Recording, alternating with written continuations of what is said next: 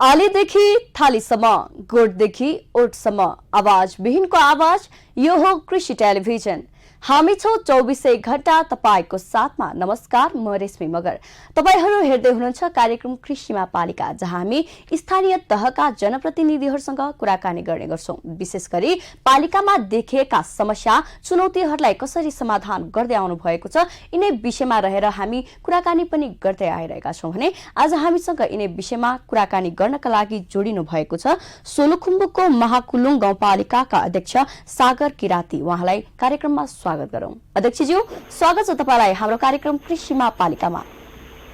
हुन्छ, धन्यवाद। हजुर आरामै हुनुहुन्छ? हजुर आरामै छु। हजुर, सर्वप्रथम त तपाईँ निर्वाचित हुनुभएको 4 वर्ष बितिसकेको छ हैन? यो तपाईको जुन अन्तिम समय मात्र रहेको छ, अन्तिम वर्ष रहेको छ।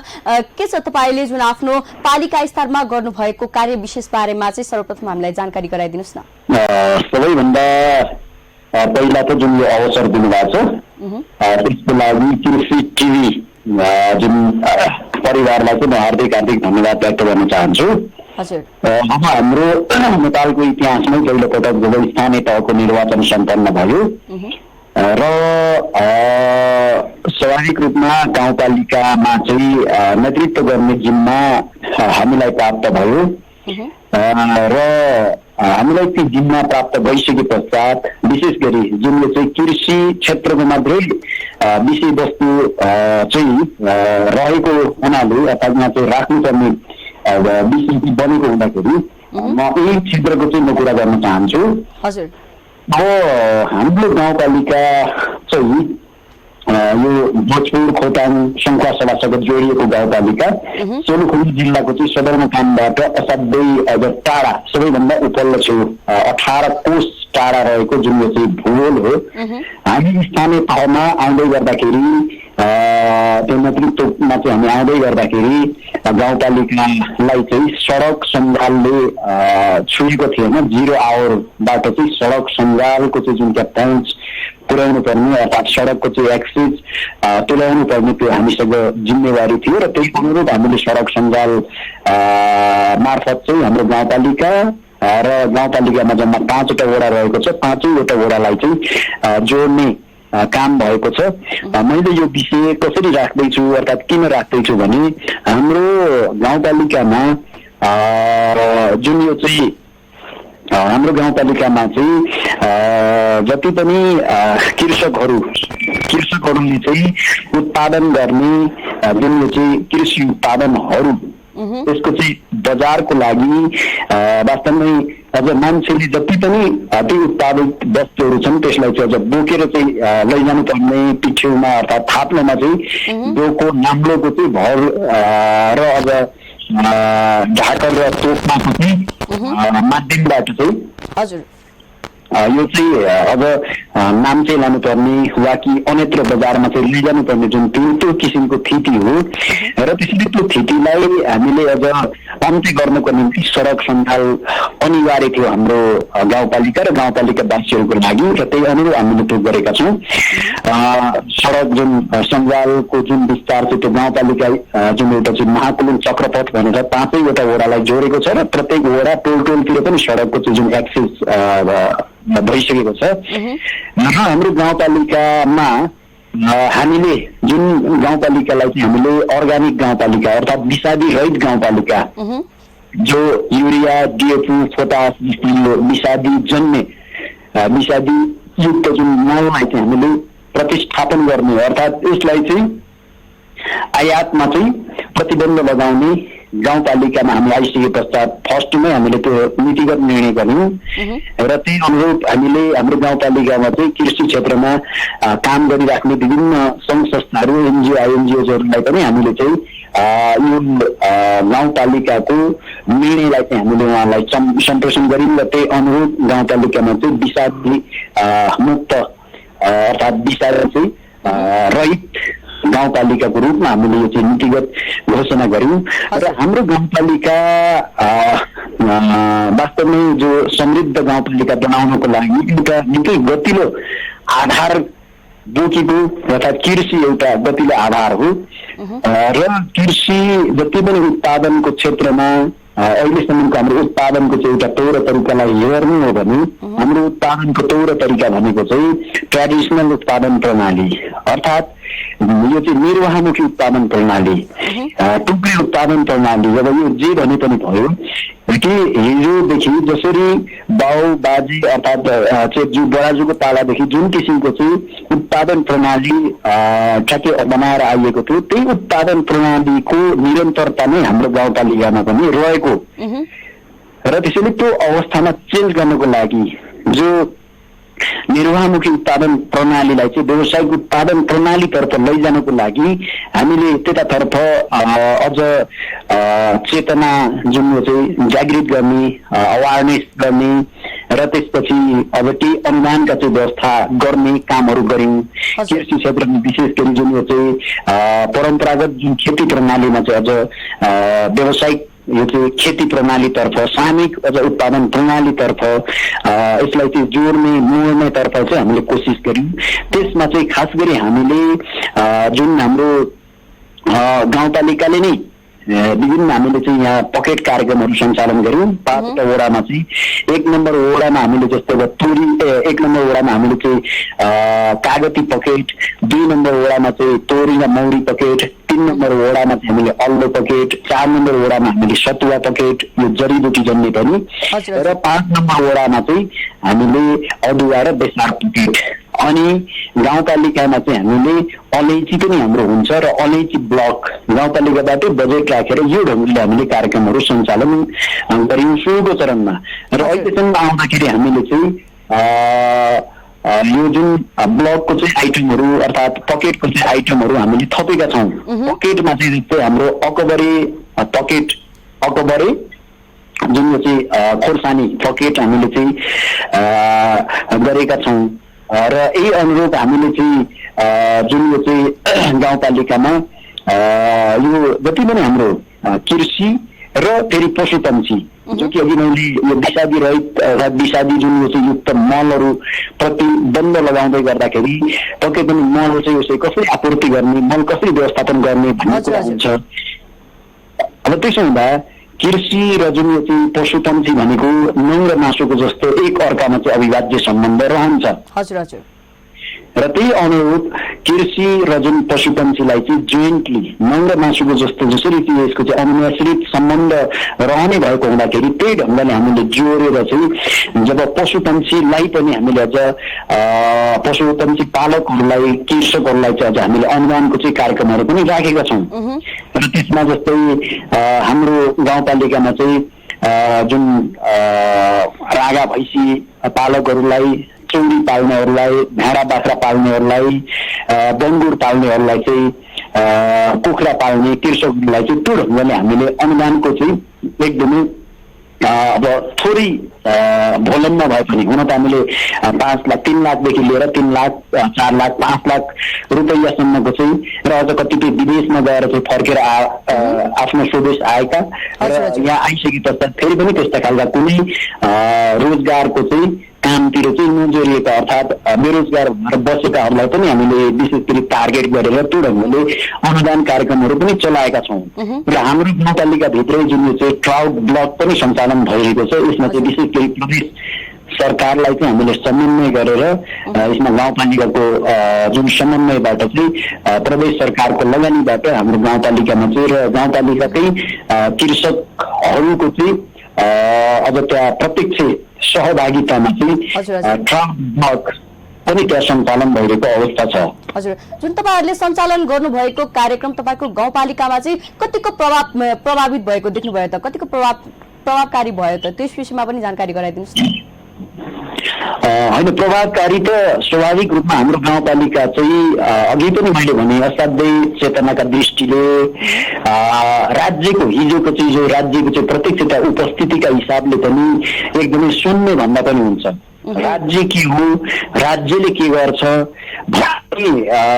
त्यहाँका चाहिँ हाम्रा गाउँपालिकावासीहरूले चाहिँ सायदै त्यहाँ त्यही 5%ले चाहिँ राज्य यो हो, राज्यले यो गर्छ भन्ने त्यो ज्ञान राख्थ्यो भने लगभग 95%ले भनेको चाहिँ राज्य के हो, राज्यले के गर्छ, राज्यको चाहिँ दायित्व के हो भन्ने नै त्यो थाहा नपाएको अर्थात् भ्यू नपाएको, अहिलेसम्म त्यो चाहिँ अनुभूति गर्न नपाएको त्यो गाउँपालिकाको चाहिँ र त्यो गाउँपालिकावासीहरूको चाहिँ नेतृत्व हामीले गरिरहेका छौँ।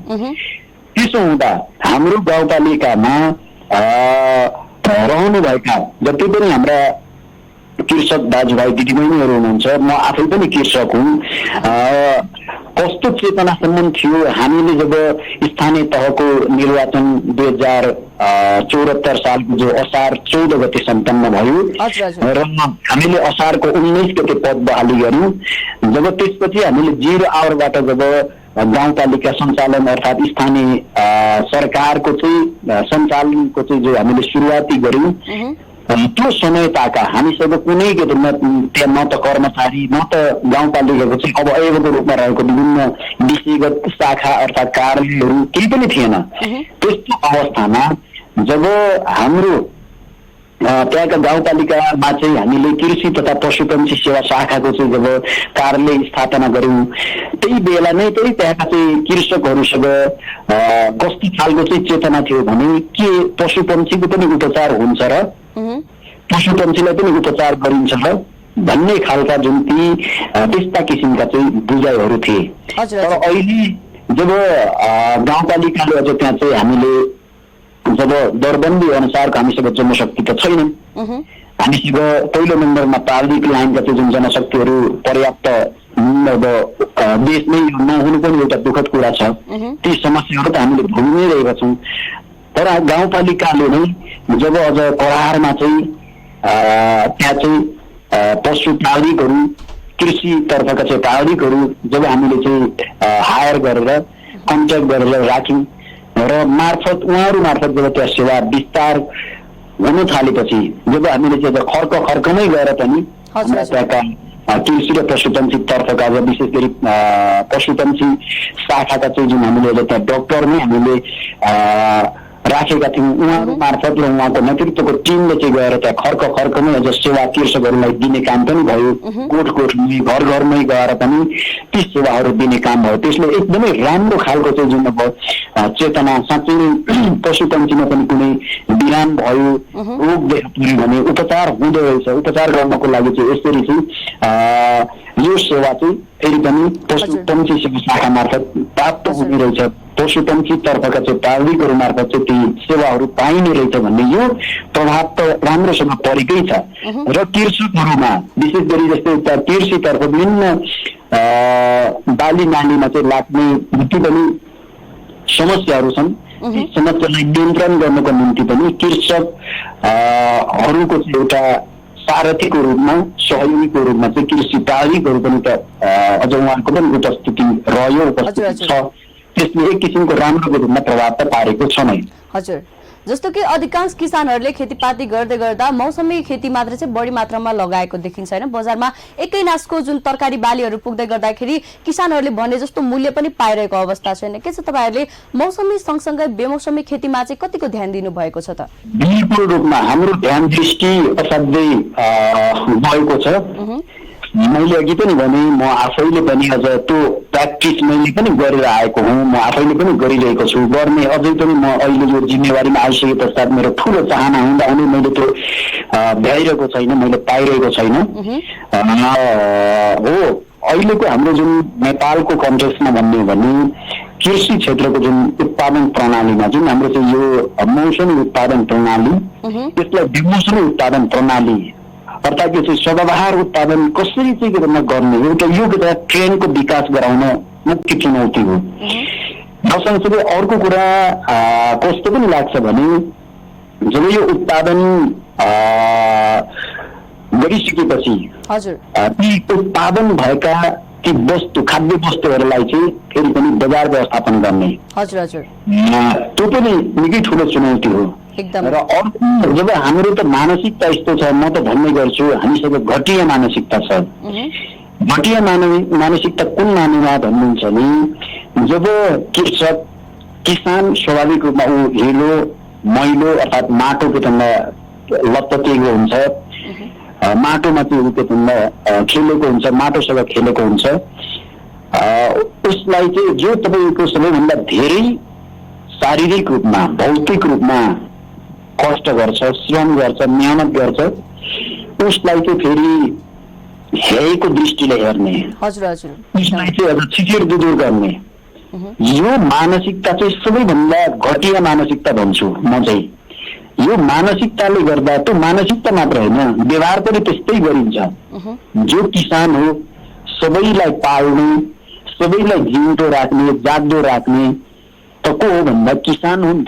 किसानले यदि तपाईँको त्यो श्रम गर्दैन, किसानले पसिना बगाउँदैन, मेहनत बगाउँदैन, नङ्ग्रा ख्याउँदैन भने को चाहिँ जिउँदो रहन्छ होइन, जाग्दो को चाहिँ रहन्छ त एकदमै। तर त्यही के भन्दा सबैभन्दा धेरै के भन्दा दुःख गर्ने, मेहनत गर्ने, परिश्रम गरेर चाहिँ खाद्य वस्तु उत्पादन गरेर त्यो खाद्य वस्तु उपलब्ध गराउने जो त्यो चाहिँ मानव के भन्दा शक्ति त्यो संसाधन हो, उसलाई चाहिँ सबैभन्दा हेयको दृष्टिले हेर्ने हाम्रो घटिया मानसिकता छ। उसलाई हामीले त्यो ढङ्गले चाहिँ सम्मान गर्ने, उसलाई त्यो ढङ्गले चाहिँ हामीले प्रोत्साहन गर्ने, उसले त्यो ढङ्गले चाहिँ उत्पादन गरेको जति पनि त्यो उत्पादित खाद्य वस्तुहरू छन् त्यसलाई चाहिँ अब बजार व्यवस्थापनका हिसाबले चाहिँ त्यो गर्न नसक्नु हो। हाम्रो गाउँपालिकामा पनि हामीले सकेका छैनौँ, हामीले पनि सकेका छैनौँ, तरै पनि हामीले कलेक्सन सेन्टर निर्माण गर्दैछौँ, सङ्कलन केन्द्र निर्माण गर्दैछौँ। गाउँपालिकाको चाहिँ प्रशासनिक